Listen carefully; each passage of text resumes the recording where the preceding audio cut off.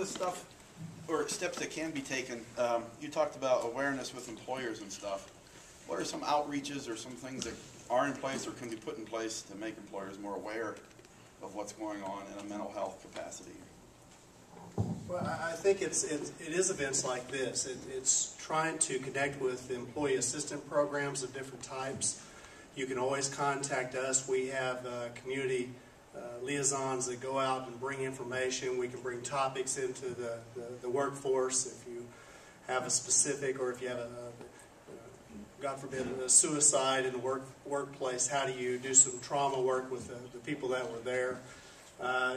Just make the phone call, and I think there are some resources, and you know, we'll rally the therapists or doctors that are in our facility and have them go out and speak and help and do whatever we can do, because it is real important for the employers to identify. You know, if you think about substance abuse, one of the stories I tell is that people will go talk to the HR director and say, we have this wonderful program for outpatient substance abuse treatment.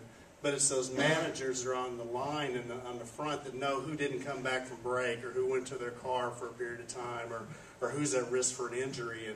And we could talk insurance and workman's comp as well, and the impact of those areas for all of us as employers. So there are some resources available.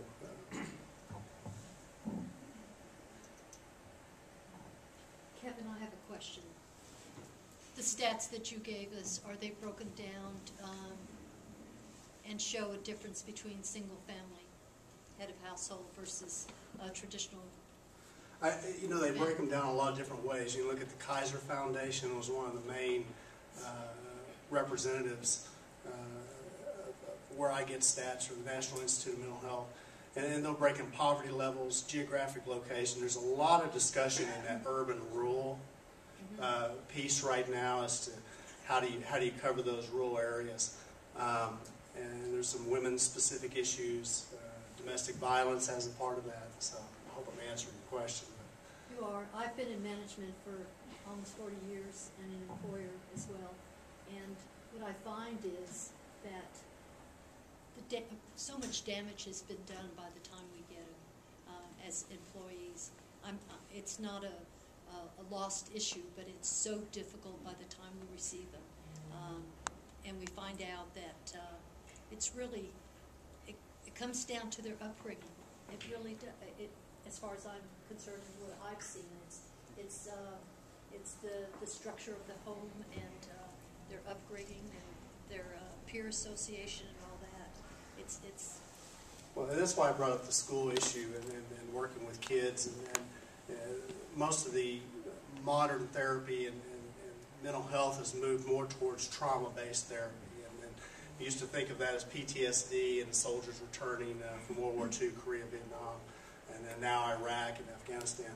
But it's really infiltrated that it works really well in young kids. And when you look at a history and you see what's happening, you really are assigning trauma. So when that doctor, psychiatrist, or therapist says, tell me about your childhood, they mean it.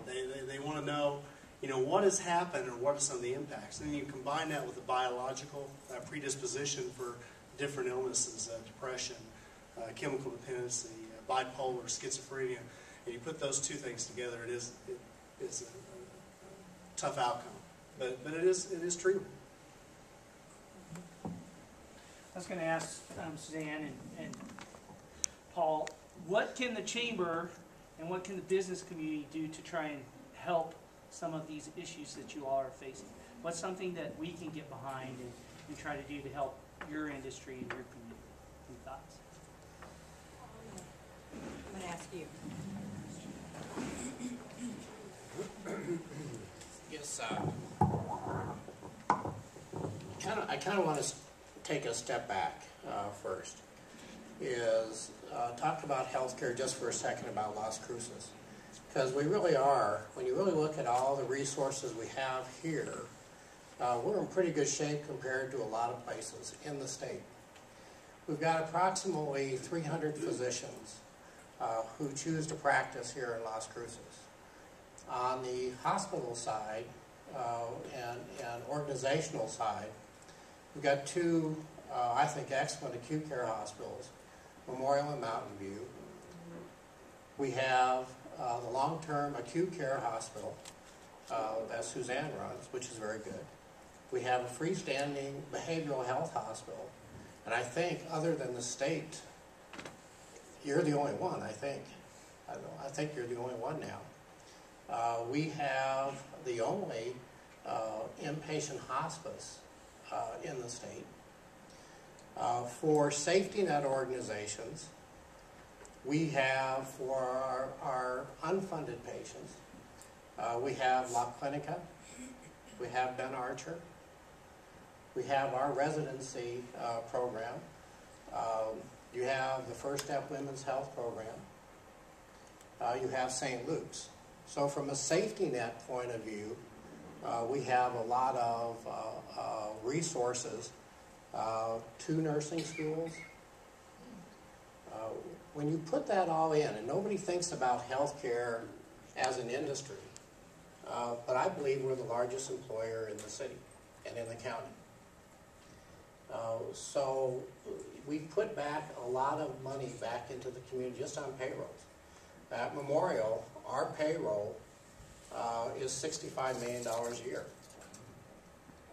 Well, you add Mountain View in there, you add hospice, you add Mesilla Valley, you add the physician practices, you can see that healthcare is a tremendous source